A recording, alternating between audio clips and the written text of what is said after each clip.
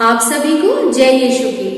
जैसे कि प्यारे बच्चों, मैंने आपको पाठ 9 पढ़ाया था कलीसिया में लोक धर्मी और उनके बारे में, तो उससे संबंधित जो प्रश्न उत्तर है वो आज हम करेंगे।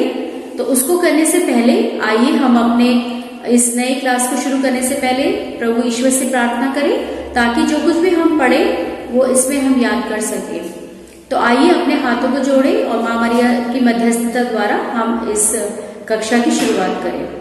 प्रणाम मरिया, कृपा पूर्ण, प्रभु तेरे साथ है, धन्य तू स्त्रियों में और धन्य है तेरे गर्भ का फल यीशु। हे संत मरिया, परमेश्वर की माँ, प्रार्थना कर हम पापियों के लिए अब और हमारे मरने के समय आमीन।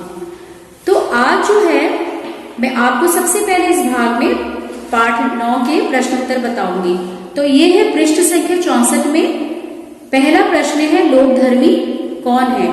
तो लोक धर्मी कौन है, इसका उत्तर जो है आपको पृष्ठ संख्या 60 में मिलेगा। इसका उत्तर है धार्मिक पद क्रम के सदस्यों और कलीसिया द्वारा अनुमोदित धर्म संघों के अतिरिक्त सभी कैथोलिक जन लोक धर्मी हैं। अब है प्रश्न संख्या 2, द्वितीय वैटिकन महासभा के वे कौन से दस्तावेज हैं जिनमें लोक धर्मी वर्ग के विषय में विशेष रूप से उल्लेख किया गया है। तो इस प्रश्न 2 का उत्तर आपको मिलेगा पृष्ठ संख्या 61 में 61।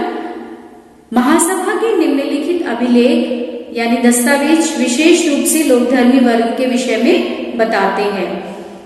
लोकधर्मी वर्ग के लिए धर्म प्रचार संबंधी आदेश, कलीसिया पर सैद्धांतिक विधान, आधुनिक विश्व में कलीसिया पर प्रेरितिक विधान, कलीसिया की धर्म प्रचार संबंधी गतिविधियों पर आदेश, क्रिस्ती एकता पर आदेश, पवित्र पूजन पद्धति पर कलीसियाई विधान। अब है प्रश्न संख्या 3, लोक धर्मी जन की बुलाहट के संबंध में संक्षेप में लिखिए। अपने बपतिस्मा द्वारा लोक धर्मी जन पाप क्षमा प्राप्त करते हैं तथा ईश्वर के पुत्र पुत्रियों के रूप में नई सृष्टि बन जाते हैं। क्रिस्त के साथ एक होकर वे कलीसिया के रहस्यमय शरीर के सदस्य बन जाते हैं। इस प्रकार वे सभी जिन्होंने बपतिस्मा ग्रहण किया है वे क्रिस्त की त्रिविध धर्म सेवा में सहभागी होने हेतु बुलाए जाते हैं। इन धर्म सेवाओं को क्रियान्वित करने के लिए आवश्यक विशेष व्यक्ति वे दृढ़ीकरण संस्कार द्वारा प्राप्त करते हैं। अब है आपके सामने प्रश्न संख्या 4, लोक धर्मी वर्ग के अधिकार क्या क्या हैं। इसका उत्तर आपको मिलेगा पृष्ठ संख्या 62 में 62। अधिकार, योग्यता प्राप्त व्यक्ति कलीसियाई कार्यालयों तथा क्रियाओं में भाग ले सकते हैं।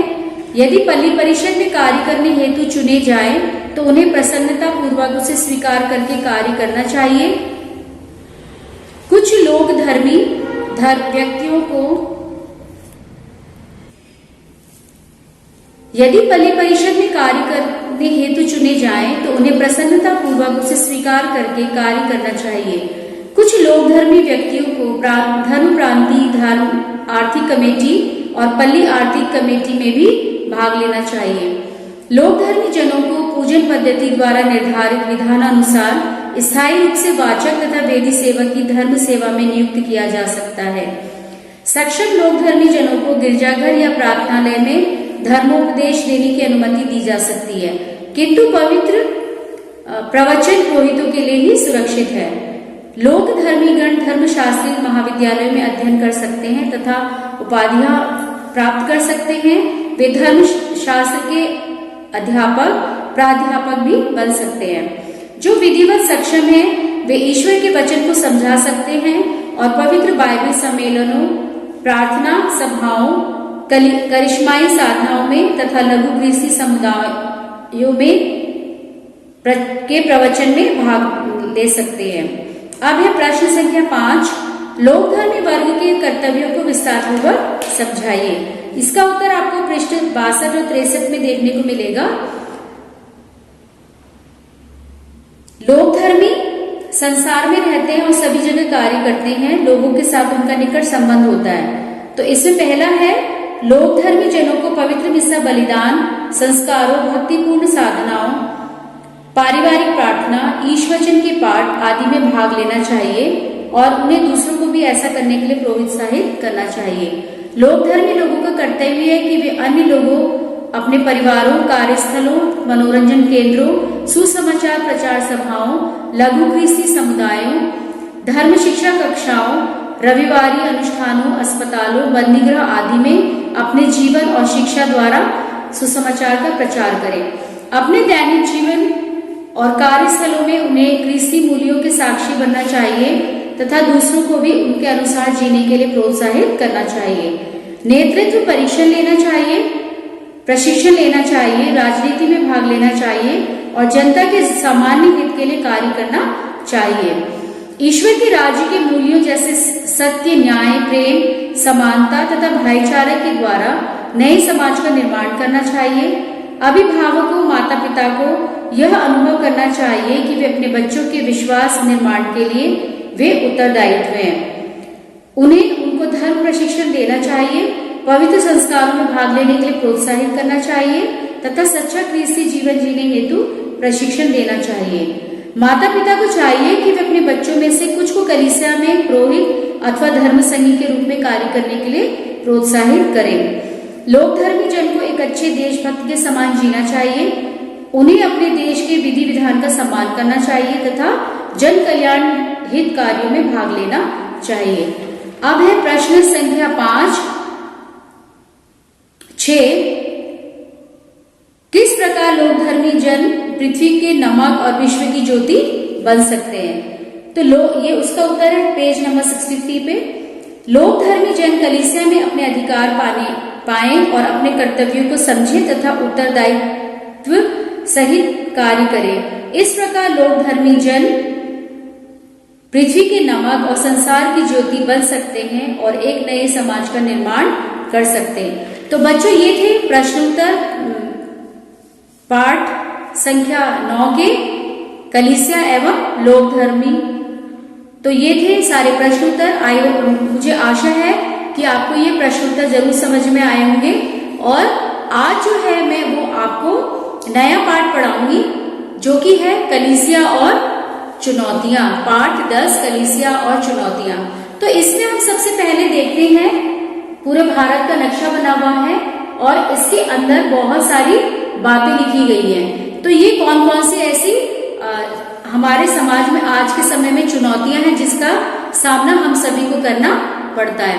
तो इसमें दे रखा है जातिवाद, आतंकवाद, रूढ़िवाद, कलीसिया में विभाजन, पुरुष प्रधान समाज, धार्मिक कट्टरवाद, बाल श्रम, नास्तिकवाद, अंधविश्वास।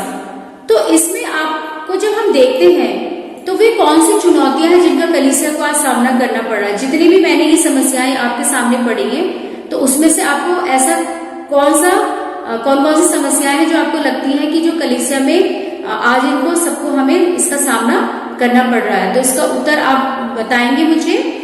तो इसमें सबके उत्तर जो है अलग अलग हो सकते हैं। और फिर दूसरा इसमें प्रश्न दिया गया, इन चुनौतियों का क्या प्रभाव पड़ रहा है। तो आज हम देखते हैं कि इन सभी जो ये समस्याएं थी, इन समस्याओं का क्या है, हमारे जो समाज है, कलीसियाई समाज है, उसमें इसका बहुत ज्यादा प्रभाव पड़ रहा है। इसके द्वारा क्या है, हम जो है सही तरीके से जी नहीं पा रहे हैं। तो एक अच्छी कलीसिया के उत्थान के लिए क्या है, हमें किस तरीके से इन सब का सामना करना है।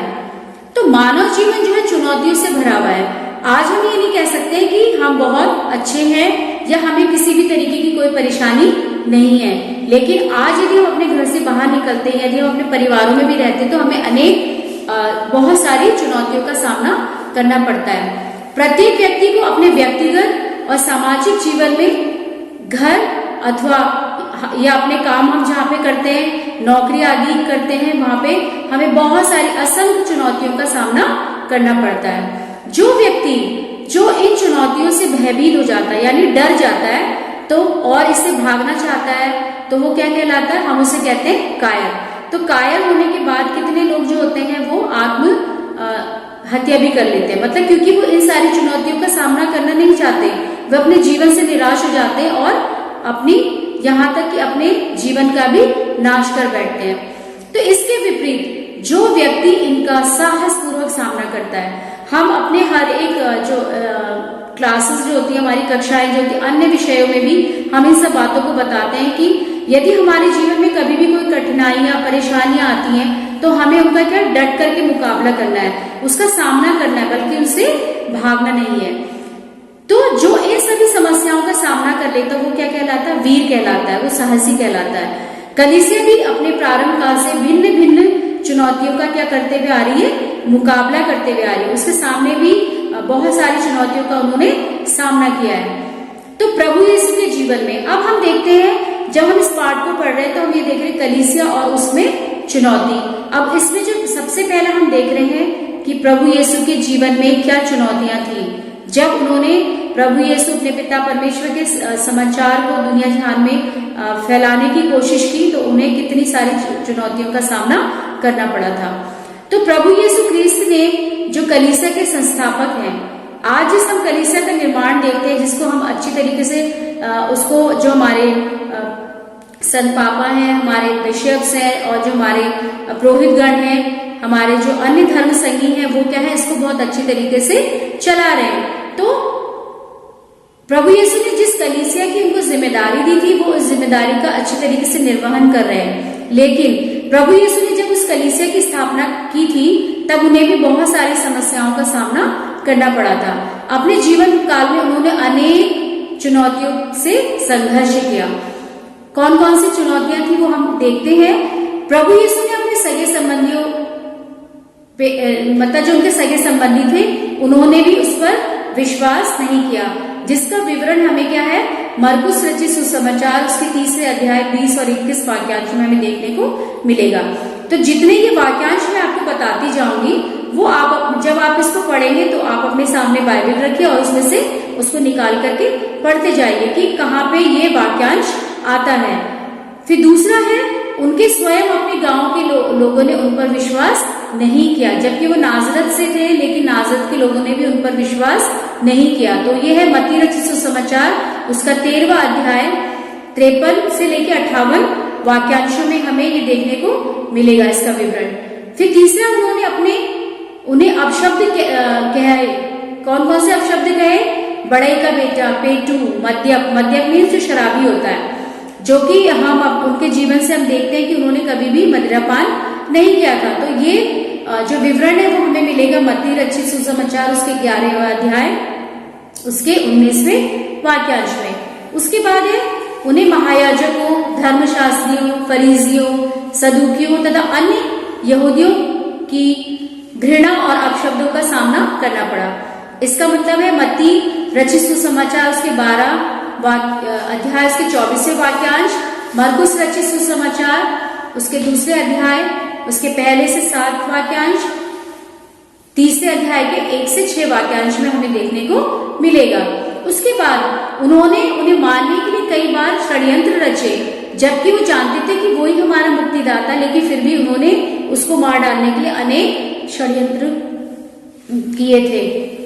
और ये मिलेगा हमें मत्ती रचित सुसमाचार उसके 26, यूहन्ना रचित सुसमाचार उसके 8वें अध्याय 48 से 49 वाक्यांश, 10वां अध्याय 22 से 39 वाक्यांश, लूकस रचित सुसमाचार उसके 19वें अध्याय 45 से 48 वाक्यांश में हमें देखने को मिलेगा कि उनके जो विरोधी थे उन्होंने उसके लिए कई बार षड्यंत्र को रचा। यूदस ने, जो उनके शिष्यों में एक था, प्रभु यीशु ने बहुत प्यार से अपने 12 शिष्यों का चुनाव किया था, लेकिन आखिरकार उसमें से एक ही विश्वासघाती निकला और उसने भी प्रभु यीशु के साथ षड्यंत्र रचा और उसे दुश्मनों के हाथों में पकड़वा दिया।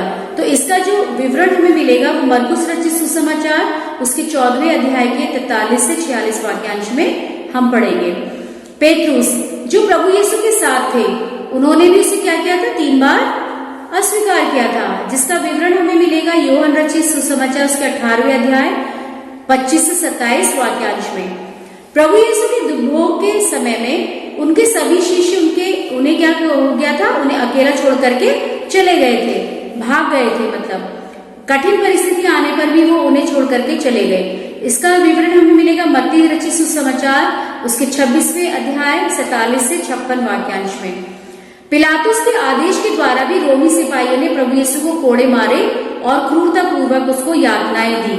बहुत ज्यादा यंत्रणाएं दी, जिससे कि प्रभु यीशु की बहुत ही बुरी मृत्यु उस समय पे हुई थी। तो इसका विवरण हमें लूकास रचित सुसमाचार उसके 23वें अध्याय 1 से 25 वाक्यांश में हम पढ़ेंगे। वे शर्मनाक क्रूस मरण द्वारा अपमानित की गए, क्योंकि क्रूस मरण की जो सजा होती थी वो हमेशा उस समय पे जो बहुत बुरा कार्य करते थे, जो डाकू होते थे, उनको ये सब सजाएं मिलती थी। उन लोगों के साथ में जो था प्रभु यीशु को क्रूसित किया गया था। तो ये बहुत ही ज्यादा अपमान की बात थी उनके लिए। और ये इसका विवरण हमें यूहन्ना रचित सुसमाचार उसका 19वां अध्याय 1 से 30 वाक्यांश में हमें देखने को मिलेगा। तो प्रभु यीशु संसार में ईश्वर के असीम प्रेम की घोषणा करने आए थे। उन्होंने क्या किया था? प्रभु यीशु को सुसमाचार फैलाने के लिए वो आए। उनकी इच्छा ऐसे राज्य की स्थापना करनी थी जिसमें सब भाई बहन की तरह रहे। हम सब एक दूसरे, क्योंकि प्रभु यीशु में हम क्या है, सब एक दूसरे से के भाई बहन हैं। इसकी पूर्ति के लिए उन्होंने क्या किया? बहुत सारी चुनौतियों का सामना किया, उनके लिए संघर्ष किया और अंत में उनकी विजय हुई। उन्होंने यह भी भविष्यवाणी की कि हमको, जो उनके अनुयायी हैं, कई चुनौतियों और संकटों का सामना हमको करना पड़ सकता है। तो ये लिखा गया है यूहन्ना रचित सुसमाचार उसके 15वां अध्याय 18 से 20 वाक्यांश में, जो कि मैं आपके सामने पढ़ के आपको सुनाऊंगी। यूहन्ना रचित सुसमाचार 15वां अध्याय 18 से 20 वाक्यांश में, यदि संसार तुम लोगों से बैर करे तो याद रखो कि तुम से पहले उसने मुझसे बैर किया। मैंने तुमसे जो बातें कही उसे याद रखो। सेवक अपने स्वामी से बड़ा नहीं होता। यदि उन्होंने मुझे सताया तो वे भी तुम्हें सताएंगे। यदि उन्होंने मेरी शिक्षा का पालन किया तो वे तुम्हारी शिक्षा का पालन करेंगे।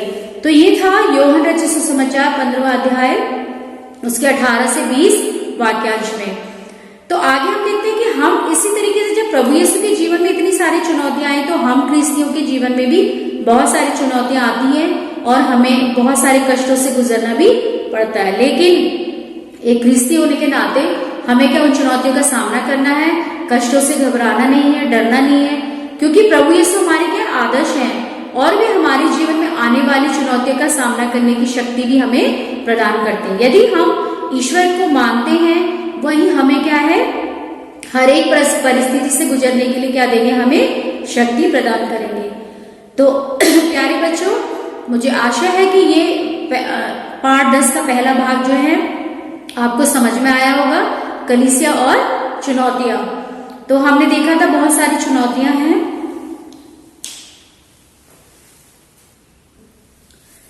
तो कलीसिया और चुनौतियां, ये मैंने अभी आपको पाठ 10 का पहला भाग पढ़ाया था, जिसमें मैंने बताया कि इस समय पे हमें बहुत सारी चुनौतियों का सामना करना पड़ता है, जैसे आतंकवाद, रूढ़िवाद, कलीसिया में विभाजन, धार्मिक कट्टरतावाद, बाल श्रम, नास्तिकतावाद, अंधविश्वास, पुरुष प्रधान समाज है, जातिवाद है और आतंकवाद। तो इन सब समस्याओं से भी हमारी कलीसिया को सामना करना पड़ता है। तो इन कलीसियाओं के द्वारा क्या है, मानव जीवन जो चुनौतियों से भरा हुआ है, उसके बाद भी प्रभु यीशु जो एक मनुष्य रूप में आए थे, तो पिता ईश्वर के बेटे थे, फिर भी उन्हें भी इस दुनिया में बहुत सारी समस्याओं का सामना करना पड़ा था। तो मुझे आशा है कि आपको जो ये है पाठ समझ में आया होगा। अगले पाठ में जो है इसके मैं दूसरे भाग को पढ़ाऊंगी। तब तक के लिए आप लोग खुश रहिए, हमेशा प्रार्थना करते रहिए।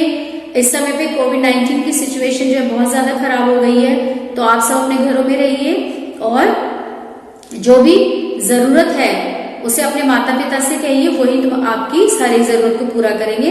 और पूरे विश्व भर के लिए प्रार्थना कीजिए, सब लोग धर्मियों के लिए प्रार्थना कीजिए। हमारे जो संत पापा है, हमारे धर्माध्यक्ष, हमारे पुरोहित, सिस्टर्स, सभी को अपनी प्रार्थना में याद रखें, ताकि हम सभी को ईश्वर जो है अपनी छत्र छाया में रखे। तो तब तक के लिए आप सभी को जय यीशु।